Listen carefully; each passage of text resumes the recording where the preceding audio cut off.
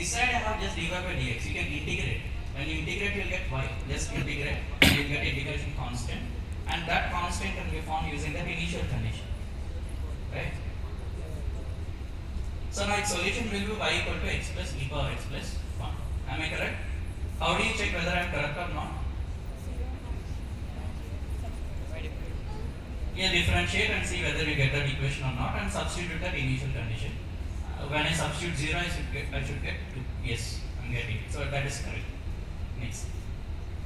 An integration of an expression like e power x. See, here we are able to write exact solutions.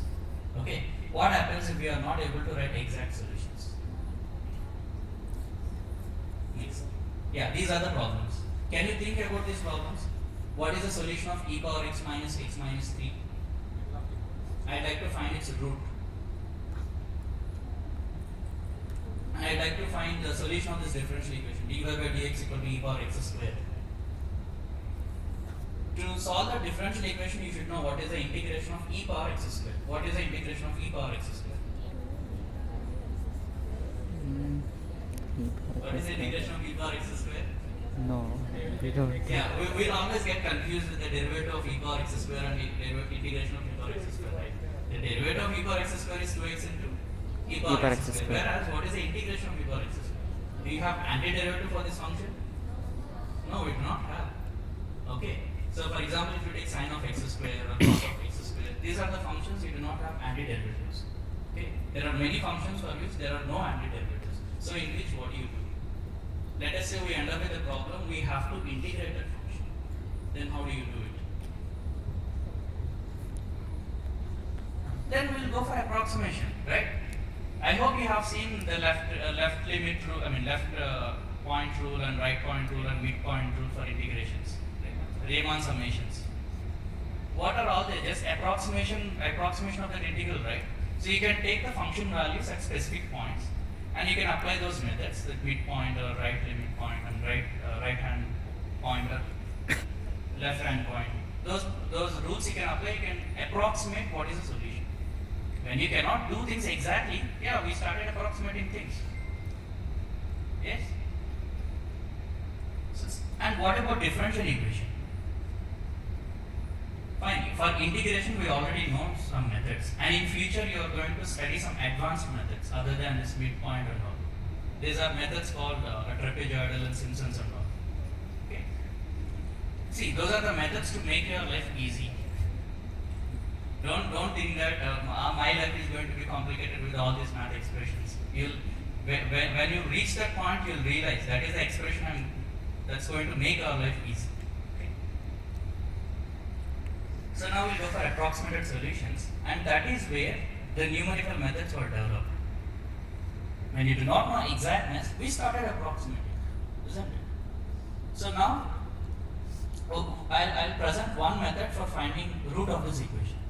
You just draw the graph, and we are interested in knowing where the graph intersects x-axis. Where does it intersect? That we'd like to know. So what we'll do is, we take some point and we'll draw a tangent line. You see where it cuts the x-axis, and you take that as first approximation for your root. And again at the same point, you draw one more tangent line, and you see where it cuts the x-axis. That you take it as a second approximation. You see that in that process, slowly those lines are moving towards the root. The root is nothing but when you draw a graph where it intersects x-axis, isn't it? Where y is 0, right? Next. Yeah, you can see the same expression in this picture, right? So there are many methods we are going to study in future for finding roots of an equation and all. Next.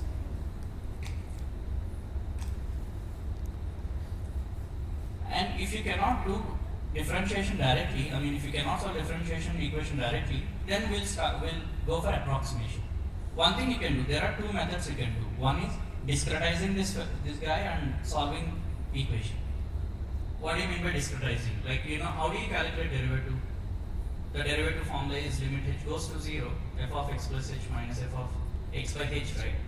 Now we do not take that h goes to 0, we'll take just this expression. Okay, instead of taking that limit expression, we'll just take this expression, we'll deal with it. We'd like to find what is f of x. Okay. So that is what our aim. When you solve a differential equation, go back. Move in front. Okay. So the numerical analysis, when you cannot do things exactly, that is where we'll take help of the numerical analysis. Even for solving partial differential equations, we'll take help of numerical analysis. Okay. For the heat equations, there are wave partial differential equations. Okay, you are going to see all these equations in future.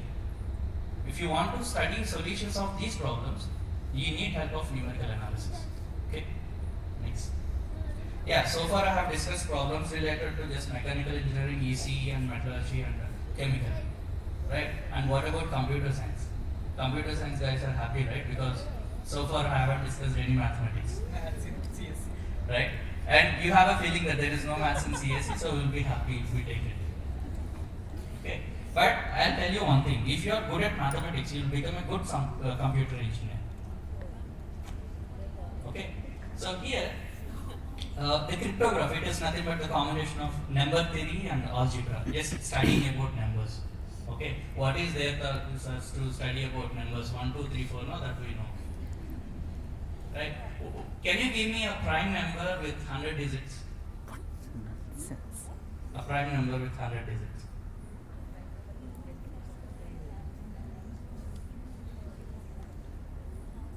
Even I do not know.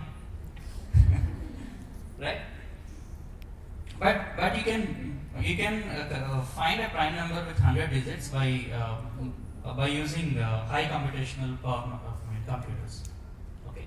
So here when you did, okay, what is the use with this cryptography? How it is related to CSE guys? Right. So here, let's say I'm maintaining a website. Let's say it may be a bank related or some other related. So high security is definitely needed there. The information security, the data security, everything is needed there. So how do you provide security? The question is, how do you provide security? If you just design like that and if you keep it, someone can encode it and he'll come to know the entire data, right? The money in your account will be transferred to money in his account, right? There is now nothing called my money. That is everybody's money, isn't it? Yes or no? So here, while providing the security, we need help of this cryptography. Using cryptography, we are going to encrypt the data, okay, and we'll store it. And if you want to decrypt it, then you should know like how it is encrypted. Then only you can do the reverse process. Okay. So we'll see one such example. For example, if you want to send a message like that, I don't want everyone to see that message. Just only one guy should understand that message. So how do you send it? Okay. And even now you are using WhatsApp, right? In WhatsApp there is you can find something like end-to-end encryption. Yeah. You can find end-to-end encryption, right? It means that any intermediate fellow, even though if you receive that message, he cannot understand what it is. It will be encrypted. When it reaches to you, then you only able to read. If one has your account, then they can read it. Okay. So without going into your account, if you want to take the data in between, then you need to decode that encryption. Okay. So and in password management systems also, the cryptography is very important. See, the Gmail password, like suppose if you forget your password, is he going to tell what is your password again? You need to reset, isn't it? If you are maintaining a good website, it means even those who are maintaining that website, they will also not be able to see the password. It will be encrypted. Suppose if that guy also can see your password, then what happens? He can take your information. Okay. So there are high security level password management systems in which the cryptography is needed. Okay. And let us see how to encrypt a message and decrypt a message. Just one example I'll take. Yeah. So I'd like to send a message, mathematics take. So here I'll use coding. The coding is 13, 1, 20. Like you write alphabets, A, B, C, D, give numbers. Okay. So now if I send these numbers 13, 1, 20, 8, 5 and all, even the second class students can decode this message, isn't it? So now how do you encrypt it? Now we'll take help of matrices here. So I'll take an invertible matrix. Okay, we are going to encode this message with an invertible matrix. Let's say I'm taking the matrix 2, 1, 1, 1. Next. I'm going to write those elements as columns, vectors 13, 1 and 28. Suppose if there is space, for space I'm giving the number 27. Okay. So here we have letters up to 26. So for space I'm taking 27. And if you look at it, the last one, the 25 is only single digit which is left. Okay, for the next expression I am taking 0. 0 represents there is nothing. Okay. Yeah. Next. So now this is how we are going to encode that message. We will multiply the vector 13, 1 with this matrix 2, 1, 1, 1. When you multiply, what happens? You will get a number 27 plus 14. You know how to multiply, right? 13 times the first column plus 1 times the second column. Simply 13 times 2 plus 1, 26 plus 1, that will give you 27, and similarly the other. Next. So I'll multiply each and every vector. So this is the new code I got. Now this is the message I'm going to send it to that other guy. Next. Okay. Next slide. Okay, the other guy reached this message. Like the other guy had this message. Now he need to know what is the message. Suppose if he doesn't know what is the matrix that I used, then how is he going to know what is the message I sent? Now he'll have a question mark. Even an intermediate person takes this message, then he'll also have a question mark. What is this message? Okay. So let's assume that initially we had a talk and I told him this is the matrix I'm going to use. So now the other guy, he'll use inverse of that matrix and he'll decode this message. Okay. Now inverse of the matrix will be given by adjoint of A by determinant of A. So from that you can calculate. Next. You can write the message into vector form. Then you multiply with that inverse matrix. Next. So you see, matrix multiplied with 27, 14 will exactly give you back the 13, 1. That is the first one we have, MA. So now everything, every vector you multiply with the invert matrix, now you will get back to the message. Now you map with alphabets, right? Yes, now we came to know the message is mathematics day, right? Next. Yes. And another application of matrices you can see in image processing. Okay. Let's say if you have an image, okay, now that image we are going to divide into rectangular grids. Let's assume that the top one is the x-axis and the other one, the 5 represents the y-axis part. Now in each rectangular box, I'd like to know what are the color combinations you have or what are the pixels you have. Okay, and each color you can see that as a combination of RGB, red, green and blue. Okay, you know LaTeX, right? Have you learned LaTeX? You have studied, right? Suppose if you want to write a color text, how do you write it? Yeah, definitely you give blue text or green text like that. Now I want to get a new color other than this red, green and blue. I'd like to get a combination. Then in that case you're going to use this RGB combinations, right? For R you'll give some value, for G you'll give some value, for B you'll give some value. That will give you the color whatever you want, right? So now these pixels can be represented with a matrix. Like in each box, what is a pixel? Okay, it is hard to understand from the picture. Let us move to the next picture. Yeah, and it is easy to understand here. You can see that all white blocks are filled with zeros, and all black boxes were filled with ones. And you can see how the matrix came. Okay. See, system cannot understand. Like if I give that picture, it cannot understand. I have to give it in terms of numbers only, right? Next. And this is one more picture this is a satellite picture. Okay, first which is converted into pixel form, and we have written what is the pixel value at each stage. Now you got a matrix. See, suppose if you want to rotate that picture, it's not just rotation, like I'd like to rotate the components which are inside. Okay, it's not a normal rotation. I'd like to rotate the components which are inside. Okay, when you rotate my face inside, it may get a different shape. In such a way, I'd like to rotate. So how do you do that? So now you have to interchange the positions of these numbers. Okay, so when you interchange the position of those numbers, now the entire image is going to be disturbed. Are you getting it? Some transformation is going to happen there. Next.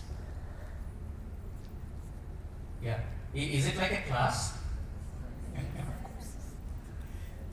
Okay. Next. Yeah, here you can see one more example for the matrix construction from the image. And you can see that the black color one represented with ones and the white color bar represented with zeros.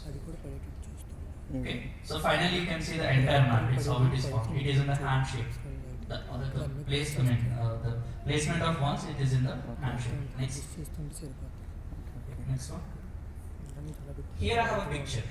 So I'd like to rotate it. So how do you do that? For example, I'd like to make an animation. So how do you make that animation? You need to tell to your mission. Let's say you're not allowed to the user rotations, like whatever which are available. You would like to write a program in which the certain things are going to happen. Okay, we need to know how the rotation can be done. So how do you know that? Okay, there we'll take help of again matrix only. That is also a transformation. The coordinate planes we'd like to shift a little bit. Next. So here you can see that standing girl as the point 0, 1 and which is rotated. Okay, let's assume that the center of rotation is at her foot, but I cannot represent the same thing in the picture. Okay, so I'll rotate it, and what is the position it is going to take? You know polar coordinates. The angle, the top angle is theta, and the bottom angle is going to be 90 minus theta. So cos of 90 minus theta, sine of 90 minus theta. So finally you get cos sine theta, cos theta. That is the position when you rotate by an angle theta, right? Next. And the same thing you can find it with the help of this matrix. You see that matrix, that is what called rotation matrix, which takes a rotation clockwise. If you want to rotate an image in clockwise direction, then you need to multiply with this matrix. You can see the vector 0, 1 multiplied with this matrix will give you sine theta, cos theta. Next. And what about this rotation? Earlier it is a clockwise rotation, now this time it is an anti-clockwise rotation, right? So now you take the component that is, the vector 1, 0. Now I'd like to rotate with an angle theta in anti-clockwise direction. So how do you rotate? So now we should know like what is the transformation which are using there, okay, or what is the matrix we need to use there. So this is the matrix you'll get. Cos theta minus sine theta, cos theta, which gives you a rotation of the picture in anti-clockwise direction by an angle theta. Here we are going to assume the center of rotation is exact, the origin 0, 0. Okay? Next. Next. Yeah, vector fields. Why we need to study vector fields? Because when you take ECE subject or electrical topics, definitely you need to deal with electromagnetic fields, right? Or fluid flows. Even fluid flows, you can see a vector field, right? And now one should know like what are all things which are going to happen there. There are something called divergence, curl. You might have seen these words in physics, divergence and curl, right? And the same things you will learn more fluently in mathematics. Okay? Yeah. So let us see if you keep a plate in a vector field. Now one would like to calculate the flux across the plate. So how do you calculate? Just integrate over that surface, then that will give you the flux across that surface. Okay. So don't worry, these are all the expressions you are going to see in future. But when you reach there, it will be easy to you. Okay. Next. Yeah. And what is it?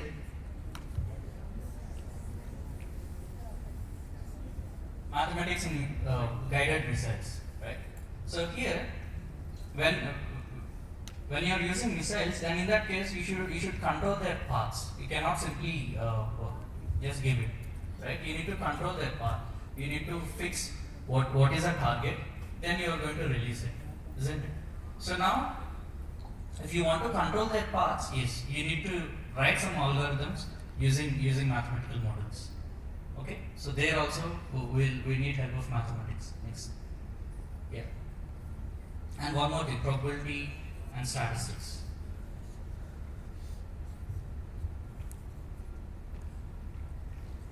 See, if you want to know the optimized amount of production, right? So then how it can be seen? Using probability distributions, you can see that Gaussian distribution is the one which gives you the optimized amount of production. Okay, and also using permutations and combinations, you can choose the best sequence of events. Okay, next. Yeah, we'll see. Let us look at optimization problem. Here, I'll give you a function. Let's assume that that function represents a hill or a mountain. Okay, I'd like to see what is the highest point and the deepest point. So how do you calculate it? It's same as calculating the maximas and minimas of a function, right? But earlier you have a single variable function. When it is a mountain, you'll get a two variable function. Yeah, that is what the two variable function I'd like to calculate. So how do you do? If it is single variable, yes sir, we know how to calculate.